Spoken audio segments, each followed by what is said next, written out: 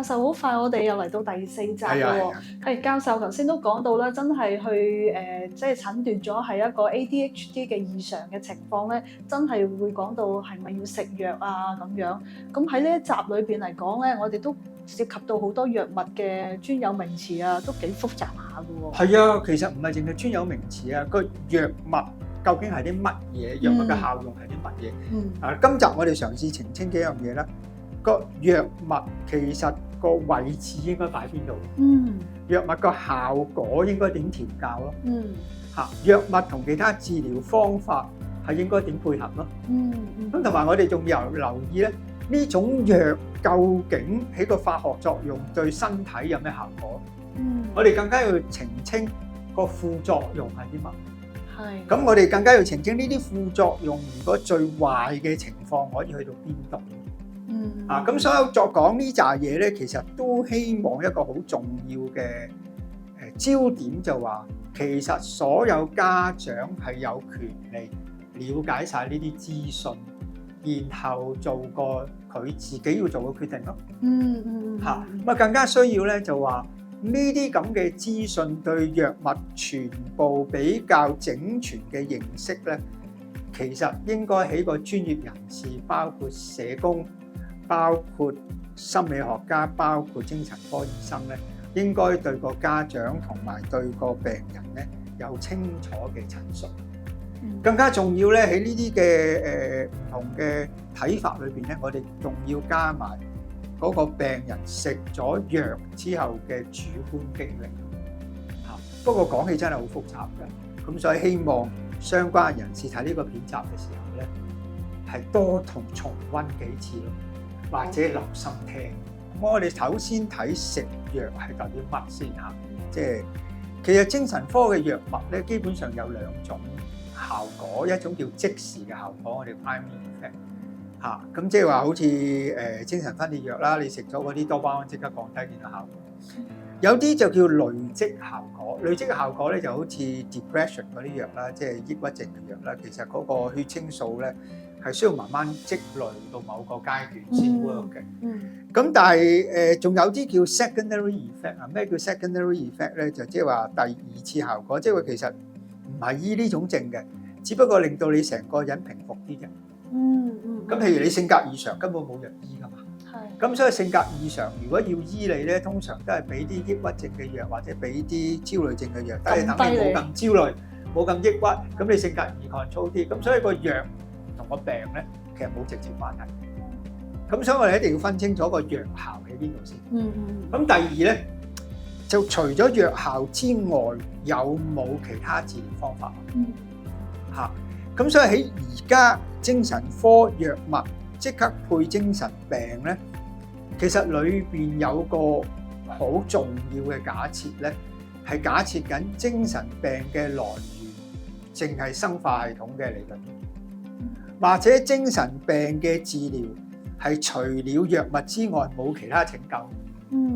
其實背後有呢個假設。因為好多家長啊，佢哋都會覺得好似係咪食藥會好啲，會快好啲，或者有幫助。咁呢個我哋唔好講多動症先啦，講一般精神病先啦。咁好多醫生都係咁講，但係如果你喺邏輯上又發覺有唔對立嘅地方，你問醫生。醫生，精神病人需唔需要其他人或者社會嘅接納？復原會好啲啊？醫生話梗係啦，咁即係話醫生講咗呢樣嘢之外咧，就唔覺意承認咗咧，精神病復原嘅過程係有社會心理因素嘅原因咯。如果唔係，佢唔會咁答你㗎，啱唔啱？唔係單單依靠藥物啦。係啦。咁跟住你問醫生精神病點嚟㗎？咁佢就話咁佢就會講多巴胺啊，精神導體個分泌啊，咁心理社會因素咧，咁呢個未證實喎，佢咁答嘅。咁但係你一聽就知道咧，佢呢2個答案自相矛盾。因為最後個答案咧係排除晒精神心理因素噶嘛，而第一個答案有精神心理因素噶嘛。咁跟住佢就會講好多精神病係遺傳啊嗰啲嘢啦。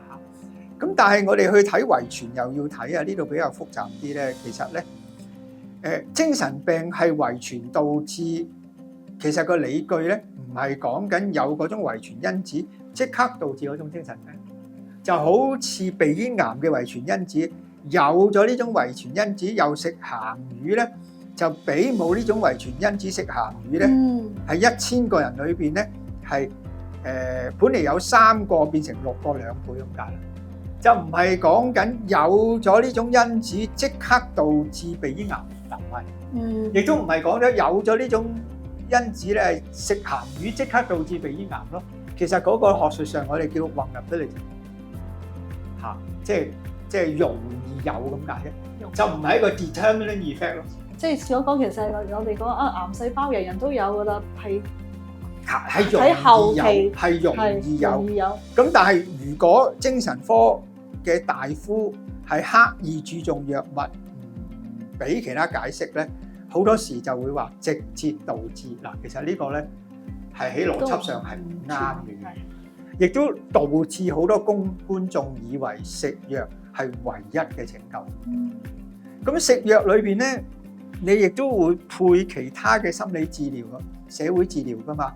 咁所以基本上食藥裏邊咧，藥物嘅擺位可能係唯一嘅治療，可能係其中一種嘅治療，亦都可能咧係咁多種治療裏邊咧，我覺得試完社會心理嘅治療之後咧，我先採用。咁藥物嘅位置就有唔同嘅擺位，但係今日咧你就會發覺後嗰2種嘅擺位咧係唔受重視。嗱，呢個就係我哋要提出嘅因素同埋好重要嘅原因。好啦，就算講藥量，亦都要留意啦。嚇，咁藥量嘅意思係講緊乜咧？係第一係嗰種藥應該食幾多。咁而家我唔好講 ADHD 啊，即係我做咗好多哈菲克啊，做咗好多精神科裏邊一啲個案，我哋睇到咧，尤其是咩？尤其是智障人士食精神科藥物咧，其實因為打人所以精神科藥物咧，你會睇到現象好有趣㗎。明明個藥食咗之後人照打，但係咧啲同工都覺得要繼續食落去嘅。調翻轉咧係會話唔食藥會打人打得咁犀利。就嗱喺呢個邏輯裏面又有問題啦，就即係話如果我傷風藥食極都唔好嘅，你會唔會再食傷風藥？通常你唔會嘛。係咯。但係精神科藥物啱調翻轉嘅喎，食咗之後唔好咧，你都覺得要繼續食落去喎，驚唔食之後咧打人咁犀利。驚佢嚴重咗，係啦，咁所以精神科藥物裏邊咧已經有個好權威性嘅出現咧，就話食開可以唔食，就算冇效都要繼續食，只可以越食越多，唔可以越食越少。謬誤嚟嘅喎，其實係啊，但係你會問好多社工，問好多家長都有呢種謬誤，係唔覺意㗎。咁要舉例舉好多呢啲例子。咁所以咧，其實食藥個份量幾多咧？我哋學術上叫 optimum dosage。咩叫 optimum dosage 咧？即係話個藥量應該隨住個社會環境同埋隨住個症嘅嚴重性咧，有藥效嘅調校。第一就第二應該有藥物種類嘅改變。啱唔啱啊？咁個藥嘅位置，即係話個藥要擺幾個位？第一個劑量要擺位，第二同其他藥物要擺位，第三藥物要同其他治療方法擺位，可能係綜合式嘅就唔係啦。咁所以我哋唔能夠淨係話食藥搞掂，要繼續食多啲嗱。咁呢個咧，你就發覺好多家長、好多老師、好多校長咧，其實喺呢啲觀念裏邊係亂七八糟，受害嗰個係個小朋友。我哋唔好講藥效，淨係講藥物嘅擺位。其實好多嘢我哋都要諗，因為有時我哋都見到啲細路仔，佢哋自己都有一種感覺就係唔食藥，唔想食藥，佢哋都可能會覺得藥都唔係。嗱，另外一樣嘢就好麻煩啦，我哋叫做成個藥效裏邊有個最大鑊嘅嘢咧，即係喺精神病人嘅權益嘅組織，成日都去提倡呢點咧，就話藥就我食嘅，個副作用同埋裏邊種感覺我受。但係出邊啲人睇咧，就睇你有冇症狀，你有冇搞亂嘅行為，聽唔聽明啊？係。咁周時有呢種現象啦，其實個效果我好凄涼，成個人嘔晒。係好辛苦，佢哋好辛苦。但係你哋就覺得好好，因為我辛苦到一個地步，殘到一個地步都搞唔到嘢，冇晒精力，咁你就覺得我心理平靜。但係我受嘅苦係就冇人知。咁所以喺考慮藥效嘅時候咧，我估除咗藥物個位置之外，我哋更加要睇個病人食咗藥之後嘅主觀經驗同感受都好睇。同意。係啦，因為好多時啲個案裏邊，佢哋正就好似教授你講呢種嘅即係感覺係好難受嘅。係啦，咁嗱講晒呢紮嘢之後，我哋先講呢隻藥係啲乜嘢。咁3個位置一定要清清楚楚。係。第一，我真係聽到就係用藥唔係唯一性嘅。第二樣嘢咧就係用藥本身都要有一個調教啦，同埋配合唔同嘅情況，甚至乎真係要幫助一個多動症嘅小朋友，除咗用藥，應該仲有其他嘅社交情景去配合。又或者我哋要知道究竟呢個人食咗藥之後個反應感覺點，而考慮應唔應該食。係。定係採取其他嘅治療方法。係，即係患者本身自己嗰個嘅即係話説權，佢都要聽佢講。係啦，就唔係你由於多動症一定要食藥嗱，好多學校係咁㗎，好多學校係由於你多動症，學校逼你一定要食藥啊，咁啊甚至喺班裏邊係公佈呢個小朋友需要食藥，咁甚至呢個小朋友咧係每次小息要喺訓導主任或者老師面前食藥。就 even 多嘅小朋友去 campaign 食咗佢之後瞓唔着，好搞唔掂，都要繼續食。係啊，有啲個案就係我啲食咗藥就冇晒胃口，咁跟住冇胃口，好自然令到佢即係上堂冇能量，唔能夠集中到精神。仲有一樣嘢食咗藥好多係瞓唔到嘅。係。咁你有個惡性循環㗎嘛？咁所以你唔注重食藥之後個病人嗰個主觀感覺咪好弊。我記得有一次開大會啦咁係講憂鬱症啊，咁當個教授係講完憂鬱症係血清素有關之外咧，其中一個病人咧就企起身啦，阿教授你有冇食過血清素藥啊？咁教授話冇，你知唔知食咗之後會嘔啊，好辛苦啊，好乜啊，好即係講晒一啲副作用之後，你估個教授點答？呢啲你同你醫生講就得㗎啦，冇辦法。解決唔到，即係你睇到佢對病人食咗藥之後嗰個痛苦或者個感覺咧，係冇共情嘅咁。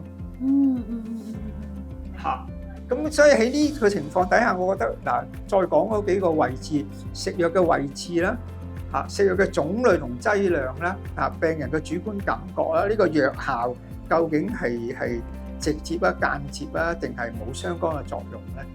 其實我覺得呢啲觀點同埋認識咧，家長係應該有，老師係應該有，社工係應該有，唔能夠一個社工同一個老師咧，對藥效好似一個完全冇訓練嘅普通人一樣。咁更加我都冇辦法原諒一個社工或者一個心理學家，明明見到呢個藥個藥名啦，佢都唔走上去 Google 查下究竟有咩副作用。你講到個藥名係咪即係好多時用喺 ADHD 裏邊有一個叫做利他靈嘅藥？係啊，英文叫做 Ritalin 啦，或者有啲叫 Concerta 啦。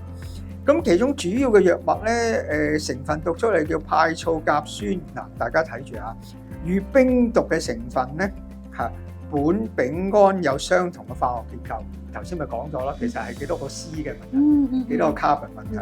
係中央神經系統嘅興奮劑，可以促進腦內嘅多巴胺同埋去腎上腺素嘅釋放，被廣泛用喺注意力不足或多動症同埋著睡症嘅治療。咁嗱，呢啲咧係好多藥書好老實咁講出嚟嘅。服用該藥物之後咧，人會變得興奮，唔容易疲勞，精力可能好充沛。食咗聰明藥之後咧，但係留意啊，會上癮。大量服用嘅後果引致不良反應，會走上吸毒嘅。嗱，呢啲有數據㗎。喺臨床裏邊咧，我哋係見過啲個案食超過5年利他靈之後咧，背脊生冰瘡。我哋亦都見過啲個案咧，係服用利他靈之後咧，係瞓唔着，好辛苦。呢兩樣嘢係經常見。咁學術上已經有好大量嘅研究證明咧，服用利他靈長期超過5年、10年嘅個案咧，長大之後咧吸食冰毒同埋濫藥咧，個機率係超過冇食嗰啲人5倍。咁都呢啲全部有文獻根據㗎。只不過呢啲文獻咧係喺成個醫藥嘅專業霸權裏邊咧，係刻意唔俾啲家長知。咦，教授既然講到嗰個情況都幾即係令人都幾不安嚇。咁其實即係作為家長啦，咁我哋應該可以點樣去正視即係呢一種嘅藥物，或者真係醫生話開嘅時候，其實個心態上俾唔俾佢食？我覺得每一樣嘢都有利有弊咯。每一樣嘢其實都牽涉到一個選擇自由。咁我估作為一個負責任嘅專業人士，無論係老師、家長、心理學家或者精神科醫生，係有責任將所有相關嘅資訊同研究嘅結果話俾佢聽咯。然後佢自己去衡量，佢應該剔邊個晒，啱唔啱？就唔能夠隱瞞咗，然後好簡單化。呢種藥就有效啦，咁係嘛？咁我哋唔承認，我哋唔係否定佢嘅效果，但係我哋亦都要俾家長知道喺研究得出嚟嘅結果個副作用啦，相關診斷裏邊出現嘅現象啦。就好似我哋要施手術，醫生都會解釋其實呢個手術有幾多風險，係嘛？有咩後果？可能你施脊骨手術佢係25%咧，可能係半身不遂嘅，你要知道。又或者咧，就算你施普通割盲腸嘅手術，醫生都會間中會有1000個裏邊咧有個會割錯㗎咁嚇，佢好清楚講個比例俾你聽嘅喎，然後你先簽紙係應承呢個手術，同埋願意承擔呢種風險同後果。係。即係好重要嗰個，即係知情權裏邊，即係呢個藥物裏邊，頭先所講好重要啊。其實會有啲咩副作用啊？即係或者當事人都必須要知道或者咁我哋唔能夠簡單化一定到，嚇親佢以後唔食藥喎。係。即係呢個係知情權裏邊咧，係我覺得係好對家長，同埋最大鑊咧係我哋唔睇個細路仔食咗藥之後個經驗。個效用性其實點？頭先你講嗰4大個項目係啦，嗱，咁而家我講啲即係一般性會達至嘅副作用同反應先，然後咧我哋就會話曾經有嗰啲最 worst 嘅 case，咁最 worst 嘅最差嘅 case 等於人人都有啦嚇。咁啊，一般副作用同不良反應咧，包括幾樣咧：失眠啦、食慾抑制啦、體重減輕啦、頭痛、情緒嘅影響啦。同時會導致，如果你有我哋叫妥瑞症嘅症狀咧，會有抽搐啦嚇。咁仲有咧，小孩子可能出現咧食慾下降啦、體重減輕啦、心跳過快啦嚇。如果有明顯嘅焦慮緊張，對呢種藥有高敏感、青乾眼嘅或者運動抽搐家庭先啊，千祈唔好食。咁我問下，有幾多個醫生開藥嘅時候講呢扎嘢？係咁啊，仲有Ritalin會增加心跳、加速舒壓，因為佢係興奮劑嚟噶嘛，佢係冰嚟噶嘛，啱唔啱啊？咁呢度咧，如果患者本身因為血壓、心跳加速而惡化，如果佢本身真係有呢啲嘢咧，就會導致心臟衰竭，會梗塞同埋死亡。嚇！咁最大鑊咧〜而家你上網 search 到㗎，喺美國有個網站叫做 RitalinDead.com， 就係食 Ritalin 食到死亡嘅個案，有12個家長喺呢個網站裏面提出一個好嚴重嘅控訴，係因為佢嘅小朋友食咗利他靈導致死亡嘅控訴。呢個網站咧係指出少長期服用嘅小朋友咧係導致心臟過大而死亡。咁其中有個家長。佢個仔仔死掉 Matthew， 死嘅時候咧，佢稱佢心臟咧係比同年嘅小朋友咧係大咗1倍。咁而喺1990到2000間10年裏邊咧，大概有180個小朋友咧係長期服屬利他靈導致死亡。呢個咧唔係我講嘅，係全國嘅民間組織咧嚇，Federal Drugs and Administration Medical Watch 咧係講嘅事嚇。咁呢個 Federal Watch Association 咧係講緊呢個數字真正嘅案例，只係10至20%。最大嘅問題咧係大部分父母咧都係被專家蒙騙，以為食利他靈咧係治療多動症嘅唯一出路咯。即係都聽落都有啲即係哀傷，即係呢百幾個 case， 啲家長裏邊都一齊聯手，都想話翻俾我哋即係寫。呢個網站12個啫，係12個。但係呢個喺美國嘅好出名嘅民間組織咧，呢個因為FDA 咧就係正式名係聯邦 Drug Administration 嘅 department 係行政部嚟嘅嚇。咁個 Medical Watch 咧係 watch 佢做嘅嘢，係個民間組織嘅。個民間組織咧就話其實佢公布嘅數字咧係只係10至20%。係。咁我估呢啲數據同埋呢啲現象咧，對家長嚟講係有知情權。係。啊，跟家長做個考慮。你究竟接納個細路係異常啊，係現象啊，定係症狀？如果你接納係異常嘅時候，呢種嘅藥物係唔係你唯一選擇？